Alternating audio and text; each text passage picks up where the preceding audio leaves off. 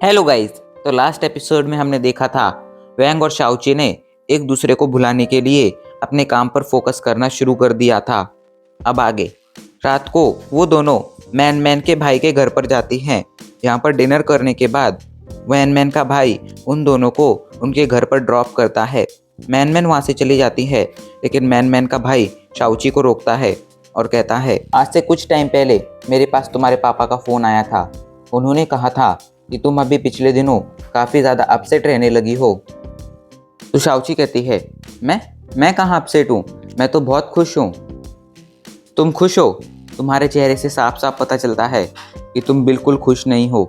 और मैंने ये भी सुना है तुम्हारे क्लाइंट ने तुम्हें प्रपोज किया था, शायद उसी बात से तुम परेशान हो। अगर तुम्हें वो लड़का पसंद है तो फिर तुम उसे हाँ क्यों नहीं बोलती हो? शाओची कहती है, सभी के लिए चीज़ें इतनी आसान नहीं होती हैं।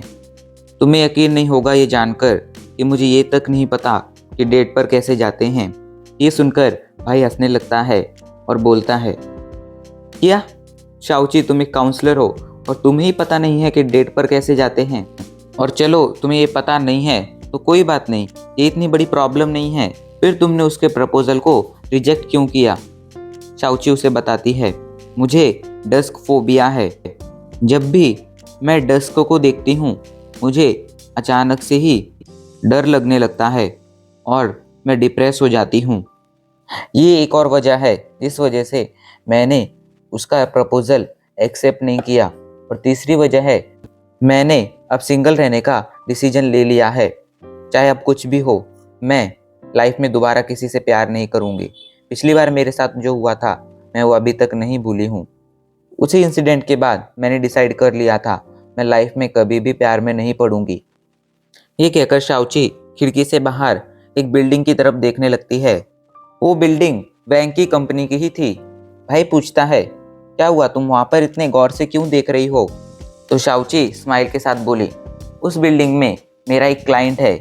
अभी भी उसके ऑफिस की लाइट चालू है। शायद वो अभी भी काम कर रहा होगा। वो सच में काफ़ी हार्ड वर्किंग है, पर ऐसे में वो खुद पर ही ध्यान नहीं देता है। भाई कहता है, शायद तुम उसे बहुत अच्छे से जानने लगी हो। शाओची कहती है, बहुत अच्छे से तो नहीं, पर थोड़ा बहुत जानने लगी हूँ। इधर कोइंसिडेंटली तभी वैंग भी खिड़की के पास आता है और नीचे देखने लगता है। वो काफ़ी कोशिश कर रहा था पर शाओची को भुला नहीं पा रहा था। अगले दिन मैन मैन फैंग के साथ एक होटल में जाती है, लेकिन तभी वहाँ पर फैंग की एक्स गर्लफ्रेंड आ जाती है जो प्रेग्नेंट थी। एक्स गर्लफ्रेंड कहती है, फैंग मैं प्रेग्नेंट हूँ। तो फैंग कहता है, ये तो बहुत अच्छी बात है, कॉन्ग्रेचुलेशन। लड़की गुस्से में बोली, कॉन्ग्रेचुलेशन? तुम इसके बाप हो, इसलिए तुम्हें इसकी जिम्मेदारी लेनी ही होगी। तो फैंग भी बोलता है, तुम भले ही मेरी एक्स गर्लफ्रेंड थी, पर मैंने तुम्हारे साथ कभी ऐसा कुछ नहीं किया इससे तुम प्रेग्नेंट हो जाओ। जरूर ये किसी और का बच्चा है और तुम इसे मेरे ऊपर थोप रही हो। तो एक्स गर्लफ्रेंड उसे धमकी देती है, अगर तुमने इसकी जवाबदारी नहीं ली तो मैं जाकर तुम्हारे ऊपर पुलिस में कंप्लेंट कर दूंगी। मैन मैन काफ़ी टाइम से नाटक देख रही थी। अभी वो फैंग की गर्लफ्रेंड थी तो वो इस मैटर से दूर नहीं रह सकती थी। वो जल्दी से उस लड़की के पास जाकर बोली, ये बच्चा फैंग का है ना, तो चलो जाकर एक बार टेस्ट करा लेते हैं। अगर टेस्ट में पता चला कि ये फैंग का बच्चा है तो फैंग इसकी जिम्मेदारी उठा लेगा, पर अगर कहीं गलती से भी ये पता चला कि ये फैंग का बच्चा नहीं है तो हम लोग तुम्हें पुलिस स्टेशन में लेकर जाएंगे और फिर उसके बाद तुम्हारे साथ जो भी होगा उसकी जिम्मेदार तुम खुद होगी।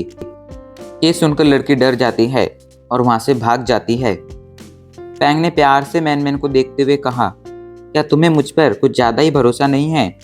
तो मैन मैन बोली, इतने सालों में पहली बार कोई लड़का मुझे इम्प्रेस करने में कामयाब रहा है तो उस पर मुझे थोड़ा बहुत तो भरोसा होगा ही ना। पर मुझे अभी कुछ इम्पोर्टेंट काम है। ये कहकर मैन मैन वहाँ से चली जाती है और हमारा ये एपिसोड यहीं पर ख़त्म हो जाता है।